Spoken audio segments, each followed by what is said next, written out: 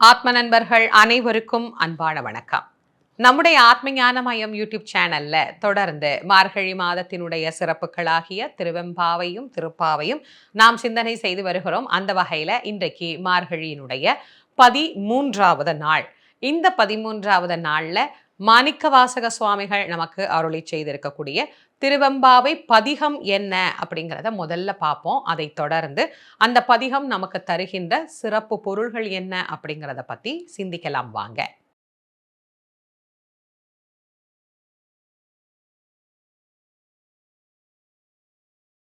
பைங்குவளை car மலரால் Sengamala பைம்போதால் அங்கம் குறுகினத்தால் பின்னும் அறவத்தால் தங்கள் மலம் கழுவுவார் வந்து சார்தலினால் எங்கள் பிராட்டியும் எம் கோணும் போன்று இசைந்த பொங்கு மடுவில் புகப் பாய்ந்து பாய்ந்து நம் சங்கம் சிலம்பச் சிலம்பு கலந்து ஆர்ப்ப கொங்கைகள் பொங்க குடையும் புனல் பொங்க பங்கைய பூம்புணல் பாய்ந்தாடேலோர் எம்பாவாய். நேற்றைக்கு மாணிக்கவாசக பெருமான் அந்த குளத்தினுடைய அழகை பற்றி நமக்கு வர்ணித்து சொன்னார். இன்றைக்கு இந்த குளமே சிவமாக நமக்கு காட்சி தரும்படி காட்டுகின்றார். சிவம் என்பது ஒரு குளம். அந்த குளத்திற்குள் நாம் நீராட வர வேண்டும். எப்படி வர வேண்டும், ஏன் வர வேண்டும் அப்படின்னு ஒரு கேள்வி வருகிறது. பொதுவாக நாம நீராடணும்னா எதற்காக நீராடுறோம்? இப்பெல்லாம் குளிக்கிறதுனாலே நமக்கு தெரிஞ்சு ஒரே ஒரு காரணம்தான், நம்முடைய உடலின் அழுக்கை களைவதற்காக.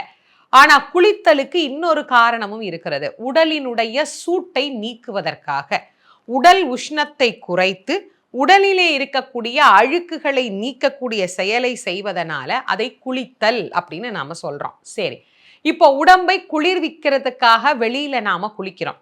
அதற்கு ஒரு குளம் தேவைப்படுகிறது. இப்போ அந்த குளமே சிவமாயிடுச்சு அப்படின்னா, சிவமும் சக்தியும் சேர்ந்து இருக்கக்கூடிய குளத்தில் நாம் ஏன் குளிக்க வேண்டும்? எதை கழுவுவதற்காக நாம் குளிக்க வேண்டும் அப்படின்னா, நம்முடைய மலங்களை கழுவிக்கொள்வதற்காக நாம் இங்கே குளிக்க வேண்டும் அப்படின்னு பதிவு செய்கின்ற. மலங்களை நாங்கள் கழுவ வேண்டுமா அப்படின்னா, மலங்களைத்தானே அள்ளி நாம் பூசிக்கொண்டு இருக்கிறோம். மலங்கள் அப்படிங்கிறது என்னன்னா, ஆணவ மலம், கண்மமலம், மாயாமலம் என்கின்ற மலங்களை நாம் அள்ளி பூசிக்கொண்டு இருக்கின்றோம். எதனால? பிறவி என்பதே அதனால்தானே அமைந்திருக்கிறது. அதற்குள்ளதானே நாமே ஒளிஞ்சிக்கிட்டு இருக்கிறோம். நாம் என்றைக்கு வந்தோமோ அன்றைக்கே நம்மோடு வந்தது ஆணவம். என்று நீ அன்று நான் அப்படின்னு நம்மோடு வந்ததுதான் ஆணவம். ஆணவத்தோடு வந்து கண்மத்தில, அதாவது ஆசை, கண்மம்னா ஆசை, ஆசைகளோடு இருந்து மாயையாகிய உலகத்திற்குள்ளே நாம் மாட்டிக்கொண்டு இருக்கின்றோம். இதை எல்லாத்தையும் கழுவுனா தானே நம்ம வெளியே போக முடியும். அருணகிரிநாத சுவாமிகள் ரொம்ப அழகா சொல்வார், பேற்றைத்தவம் சற்றும் இல்லாத என்னை பிரபஞ்சம் என்னும் சேற்றை கழிய வழிவிட்டவா செஞ்சடாடவி மேல் ஆற்றை பணியை இதழியை தும்பையை அம்புலியின் கீற்றை புனைந்த பெருமான் குமாரன் தன் கிருபாகரனே. முருகப்பெருமானை பற்றி பேசுகிற போது சொல்வார், இவருடைய அப்பா ஆற்றை வைத்திருக்கிறார் அப்படின்னு. ஏன் அவங்க அப்பா ஆற்றை வைத்திருக்கிறாராமா? நாங்கள்லாம் சேற்றை பூசி கொண்டு இருக்கிறோம். சேற்றை பூசி இருக்கிற எங்களை கழுவுவதற்காக இறைவன் ஆற்றை வைத்து கொண்டிருக்கிறார் அப்படின்னு. ஆனா அதிலிருந்தும் ஒரு படி மேலே போய் மணிவாசகர் சொல்லிட்டார், சிவமே இங்கு நமக்கு குளமாக இருக்கிறதே, நீ வந்து பொத்துன்னு உள்ள குதிச்சிரு.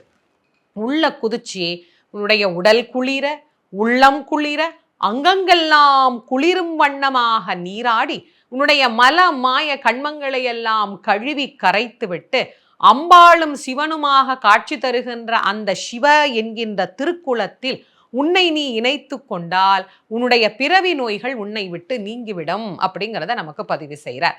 அதனால தான் நாம் ஒரு குளத்துல குளிக்கும் போது கூட அதை சிவமாக பாவித்து அந்த குளத்துல முதல்ல இறங்கி அந்த குளத்து தண்ணீரை தொட்டு கும்பிட்டுக்கிட்டு அதை தலையில தெளிச்சுக்கிட்டு அதற்கப்புறமா அந்த குளத்திற்குள்ளே நாம நீராடுகிற போது சிவாய நம அப்படிங்கிற பஞ்சாட்சரத்தை சொல்லி நீராடணும் அப்படின்னு பெரியவங்க நமக்கு சொல்லி கொடுத்துருக்குறாங்க.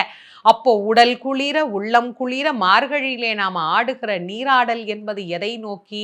மலமாய கண்மங்களை பூர்த்தி செய்ய. இந்த பாடல்களை எல்லாம் சும்மா படிக்கிறதோட மட்டும் இல்லாம அதனுடைய பொருள்களையும் நான் உங்களுக்கு சொல்றேன். எதனால சொல்றேன்? சொன்னதாக இருந்தாலும் திரும்ப திரும்ப நான் சொல்லுவதற்கு காரணம் ஒன்னே ஒண்ணுதான், ஒரு முறையேனும் அதை நாம் உணர்ந்து விட மாட்டோமா அப்படிங்கிறதுக்காக தான். அப்படி உணர்ந்தால் என்ன ஆகும்? நம்முடைய ஆணவம் குறையும், நம்முடைய கன்மங்கள் விலகும், நம்முடைய மாயை நம்மை விட்டு நீங்கும். அதுக்காக தான் இதெல்லாம் நாம படிக்கணும் அப்படின்னு நம்முடைய பெரியோர்கள் நமக்கு சுட்டி காட்டினார்கள். அந்த வகையில இன்றைக்கு மாணிக்கவாசக சுவாமிகள் அருளி செய்த இந்த அழகான பதிகம் இந்த அற்புதமான கருத்தை நமக்கு விளக்குவதாக அமைந்திருக்கிறது. இன்றைக்கு பாசுரத்துல நாச்சியார் என்ன சொல்றார் அப்படின்னு பார்க்கறதுக்கு ஆவலோடு இருப்பீங்கன்னு நினைக்கிறேன்.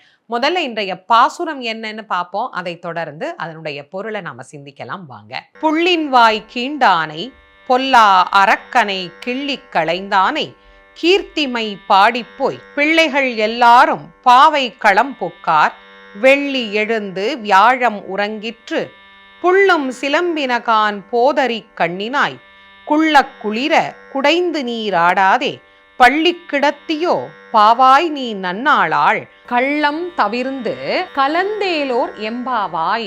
ஏற்கனவே ஆண்டாள் நாச்சியார் பறவைகளை பற்றி கருடனை பற்றி எல்லாம் நமக்கு பழைய பாசுரங்கள்ல பதிவு செய்து காட்டியிருக்கின்றார்.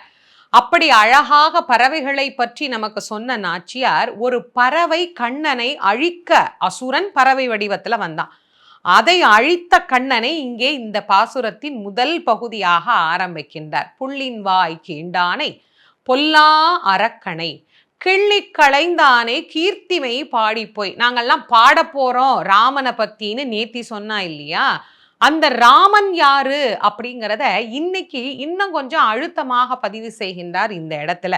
ராவணன் என்ன செய்தான்? சீதையை சிறை எடுத்து கொண்டு வந்து வைத்தான். அவன் மிகப்பெரிய சிவபக்தன், மிக உயர்ந்த வரங்களை எல்லாம் பெற்றவன், ஆற்றலில் சிறந்தவன். ஆனால் அவன் செய்த ஒரே ஒரு தவறு என்ன தெரியுமா? சிவனை வைத்த நெஞ்சத்தில் கொண்டு போய் சீதையை வைத்தான். அதனால் அவன் அழிந்து போனான். ஆனால் ராமர் எப்படி அவனை அழித்தாராமா? கிள்ளி களைந்தார் அப்படின்னு இந்த இடத்துல நாச்சியார் பதிவு செய்கிறார். அதாவது ராமனுடைய வீரத்தை பத்தி கவிச்சக்கரவர்த்தி கம்பர் 10,000க்கும் மேற்பட்ட பாடல் பாடி இருக்கிறார். ஆனால் ஒரு பெண் பாருங்க, ஆண்டாள் நாச்சியார் ஒரே வார்த்தையில அழகா அவ்வளோ பெரிய ராமாயணத்தின் சொன்ன ராமனுடைய வித்தைகளை, ராமனுடைய சிறப்பை ஒரே வரியில சொல்லிட்டார். கிள்ளி களைந்து விட்டான் அப்படின்னு. எதை நாம கிள்ளுவோம்? பெரியவங்க வீட்டில் சொல்லுவாங்க, இந்த கீரையை கிள்ளி போடு அப்படின்னு சொல்லுவாங்க. கீரையை கிள்றதுக்கு ஏதாவது பலம் தேவையா? காய் நறுக்கிறதுக்காவது பலம் வேணும் இல்லையா? காயை அருவாமனையில வச்சு அப்படி கஷ்டப்பட்டு நறுக்கணும். கீரையை யாராவது கஷ்டப்பட்டு நறுக்குவாங்களா? அப்படி பிடிச்சு எடுத்தா அது தானா வந்துட போகுது. அப்படி கிள்ளி தூக்கி போட்டுருவான் அப்படின்னு சொல்லுவாங்க இல்லையா? வெத்தலையில காம்ப கிள்ளு அப்படின்வாங்க. கிள்ளுதல் என்பது கஷ்டப்படாமல் செய்கின்ற ஒரு செயல். ராமன் எப்பேற்பட்டவர் தெரியுமா? ராவணன் என்ன, அவன் கோட்டை என்ன, அவன் சேனை என்ன, அவனுடைய ஆர்ப்பாட்டம் என்ன, அப்படியே சாந்தமா போனார். அப்படியே கிள்ளி தூக்கி போட்டுட்டு அவர் வாட்டுக்கு வந்துட்டார். அப்பேற்பட்ட ராமனின் புகழை இல்லை நாங்க பாட போறோம். ஏ பெண்ணே, அது தெரியாம நீ இன்னும் தூங்கிட்டு இருக்கிறியா?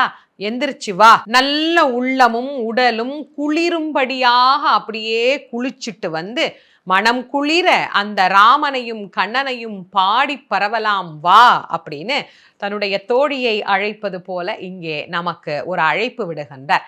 இந்த மார்கழி மாதத்துல பெரியவங்கெல்லாம் ராமாயணம் படிப்பாங்க, மகாபாரதம் படிப்பாங்க. எதனால அப்படின்னா, இந்த காலத்துல எம்பெருமானுடைய தசாவதார சிந்தனையும் நாம் எடுத்தோம் அப்படின்னா அது மோட்சத்திற்கு நம்மை அழைத்து செல்லும். அப்படிங்கிறதுனால இந்த காலம் இதையெல்லாம் நினைப்பதற்குரிய காலம். ஆண்டாள் நாச்சியாருக்கு தெரியுமோ என்னவோ பின்னால என்ன நடக்கும்னு. எதிர்காலத்துல வர்றவங்கெல்லாம் ராமாயணம் படிப்பாங்களா, பாரதம் படிப்பாங்களான்னு தெரியாதே. நாம பாசுரத்துல இதையெல்லாம் பாடி வச்சுட்டு போனதையாவது படிச்சாங்கன்னா கண்டிப்பா ராமனை பற்றிய நினைவும் கண்ணனை பற்றிய நினைவும் அவர்களுக்கு வரணும். அப்படிங்கிறதுக்காக இதையெல்லாம் நமக்கு பதிவு செய்து காட்டுகிறார் ஆண்டாள் நாச்சியார். இந்த பதிவை உங்களுடைய நண்பர்கள், உற்றார் உறவினர்களோட பகிர்ந்து கொள்ளுங்க. நம்முடைய ஆத்மஞான மையம் யூடியூப் சேனலை இதுவரைக்கும் நீங்க சப்ஸ்கிரைப் பண்ணலைன்னா பண்ணிக்கோங்க. மீண்டும் நாளைய பதிவில் உங்கள் அனைவரையும் சந்திக்கும் வரை உங்கள் அனைவருக்கும் நன்றியும் வணக்கமும் கூறி விடைபெறுவது திருமுருக வள்ளல் வாரியார் சுவாமிகளின் மாணவி தேசமங்கையர்க்கரசி. நன்றி, வணக்கம்.